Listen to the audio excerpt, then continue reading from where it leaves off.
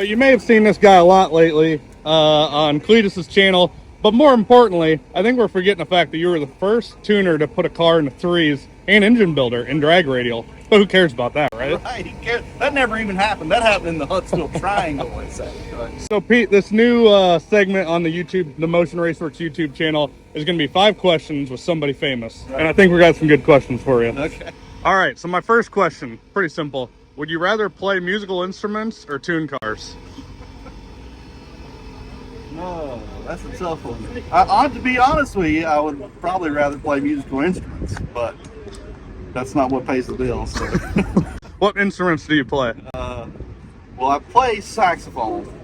And I make noise with guitars and keyboards and bass guitars and stuff like that. So, in the racing world, you're kind of a one-man band because you tune, you build engines, and you even race cars in the past, but apparently you actually are a one-man band in the musical instrument world. Yeah, exactly. I know I've asked you this question before, but tell us a little bit about how you learned how to tune cars and also build engines, because I don't think a lot of people know your history, and it's pretty interesting. Yep. Okay, so I guess I learned that the same way a lot of people do, and that's by blowing stuff up.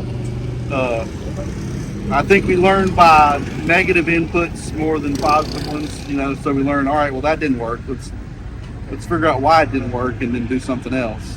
So that's kind of the quick and short about that. But I would say as far as machining and whatnot goes, I never planned to be really own a machine shop or be an engine builder, really. It kind of just happened because a lot of times I couldn't get anything done right locally.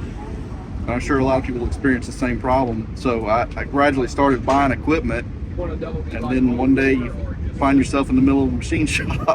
And now you got some of the biggest cars in drag radial racing coming to you for engine building. Right, yeah, exactly. Meanwhile, you want to play saxophone. Right. It's kind of a big circus accident, I guess. Perfect. Okay, now we've talked about how you learned how to build engines. What's your favorite engine to build and tune? Because you do everything. Mod Motor Mark here. You got big blocks. You built my LT. You got LSs. And I'm sure you've done plenty of others. Yeah. So, I guess I could say, I don't know. It's hard to answer, but I like the LS platform. For a lot of people, they really are good, and for us, they work good because they're simple. They're just practical. There's not a whole lot of downsides, so I kind of, keep it simple, stupid, I guess, so they work great. I call them second gen Fords, but because I started out on Fords, small block Fords, so it was a kind of a natural progression because they're very similar. They fix a lot of issues. A lot of issues, exactly. Yes. I did not expect that answer from you, I'll be completely honest. Well, I just expected, you'd be like, big block Chevrolet, billet, but...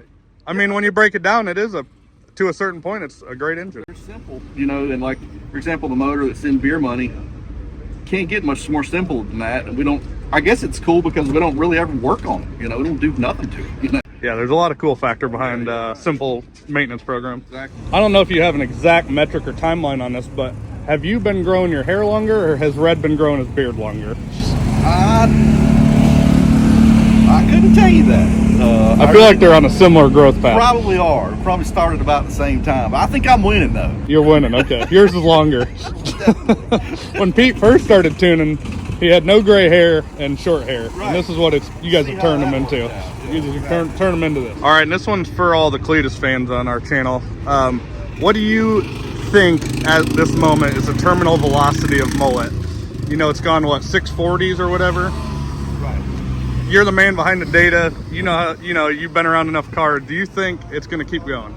Right. Well, that's kind of hard to answer. It's a super heavy, truck car that's has a crazy wheelbase and it's a street car. So I mean, we've been 640s. I can see 630s pretty easy. Maybe 20s. Teens sounds really. I don't know about that. At some point, it kind of seems terrifying. Yeah, it does. But I will say that you kind of learn not to say what can't be done, because as soon as you figured out how to eke out a 29, then you're like, well, if we do this, this, and this, we can go 26. And if we do that, surely we can go 19. Yeah. So it just progresses, and I mean, You got to walk before you can run. that's right. Yeah. But that's kind of what makes Pete unique. He tunes the chassis, the shocks, the computer. You know what engine capabilities are. I mean, you guys haven't really even refined the engine combo a whole lot. So there's a lot of room across the board. Yeah, for sure. Doesn't seem really possible to see a G body that weighs that much go that fast. Right. But Well, I mean, a few years ago, you would have said it was absurd for it to go 640s. It's already done that. yeah, look at it go. Right. Yeah. Who knows? All right, Pete, thanks for doing our first ever 5 questions with an expert.